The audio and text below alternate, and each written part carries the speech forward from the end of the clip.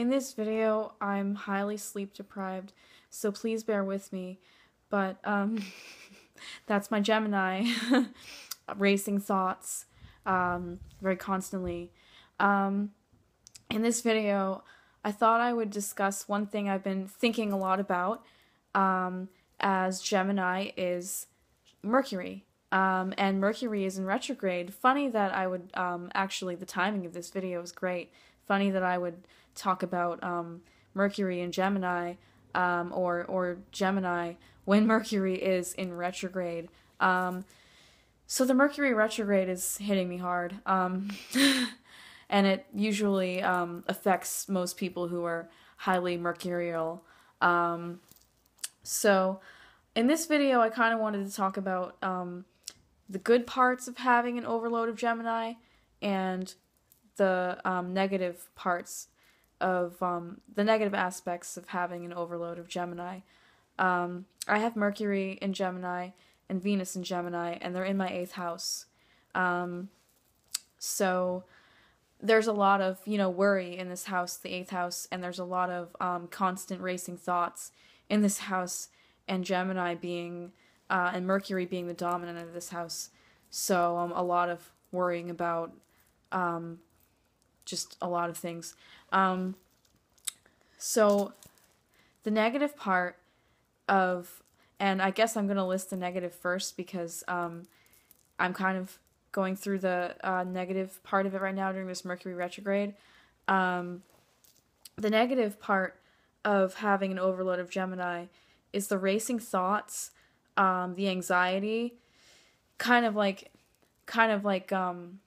you tend to sort of be futuristic about your thoughts and worry about Gemini is so eager to learn and so it's kind of like childlike, that it's hard to shut your brain off when it's constantly thinking and thinking and thinking and thinking and thinking of what it's going to do.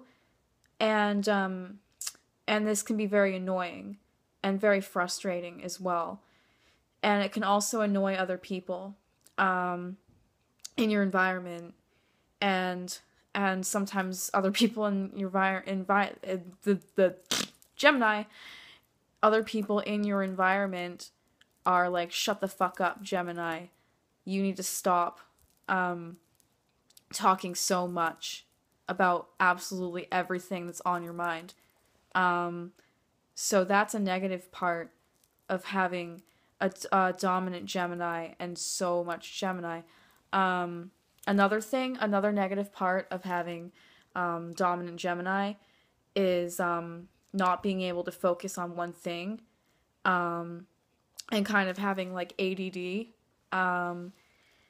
not being able to listen to somebody when they're talking and just going, yep, I heard nothing.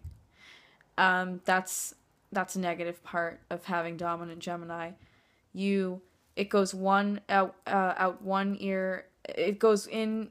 This is such a Gemini video. It goes it goes in one ear and out the other. And people get really pissed off at you. They're like, you didn't even fucking listen to me. Blah, blah, blah, blah, blah, blah, blah, blah. And that sucks.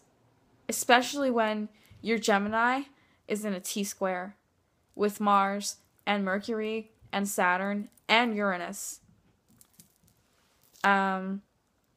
So if you have afflicted Gemini, especially by Uranus or Saturn or something, it can be especially hard to focus.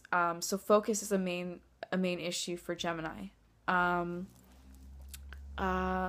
What's another negative thing about Gemini? So say like your Venus is in Gemini, or Mars. A lot of women who have Venus in Gemini have difficulty in their love relationships, because they get bored.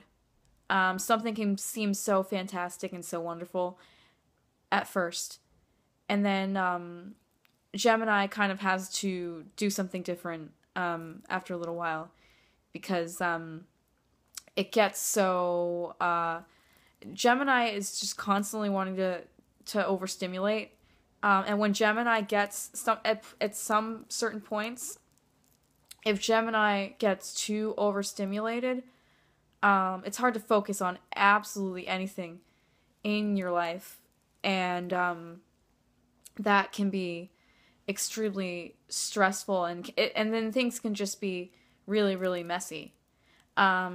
So those are some negative things about having placements in Gemini, dominant Gemini. Some positives are that you can kind of change the subject. You can tune things out. So if someone's bitching at you and bitching at you and bitching at you, your brain can just wander, and you don't have to listen to it, and you don't have to put up with it, because you're not really listening anyways, and you don't really care. So the apathy of having some strong Gemini can be great, because things can get really, really bad in your life, and things can get really, really chaotic, and you can just kind of like have a sense of humor about it. Gemini is great for having a sense of humor and being really silly. And that can piss people off too. But the point being is that Gemini has a great sense of humor. So it can put a really bad situation turn a really bad situation into something completely hilarious. And since my Mercury and Venus are in the 8th house, I tend to, at times, have a very dark or grim sense of humor. So, another positive thing, so Venus, being in Gemini, at least if you have a Venus in Gemini, and you're a woman, it's kind of hard for a relationship to, absolutely destroy you forever, because Gemini moves so fast, and the Gemini brain moves so fast that you can come out of it and you can get over it. And it's like Gemini can get over stuff so fast. So Gemini is very forgiving, and Gemini energy is very unconditionally loving in a sense, and accepting, because it's just so multifaceted. There's one other thing too that I mentioned that was negative that I forgot, because I'm Gemini-ish. And the thing that I forgot is another negative thing, and that is two sides. So there's two sides to a person, to any person who has lots of Gemini stuff going on, and this can confuse the crap out of people. So there's like angel side of Gemini, ha ha ha ha, and then there's like annoying side of Gemini that drives people absolutely nutty. So having planets in Gemini is really fun. Having lots of Gemini is really fun, especially if you've got a chart that's dominantly water, and you can kind of just let go of the "I'm so sad" all the time, because then you've got that Gemini to just be like, I'm gonna think about something else now.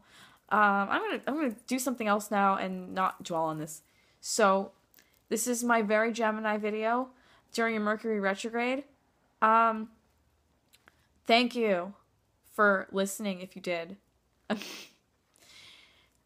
Have a wonderful day.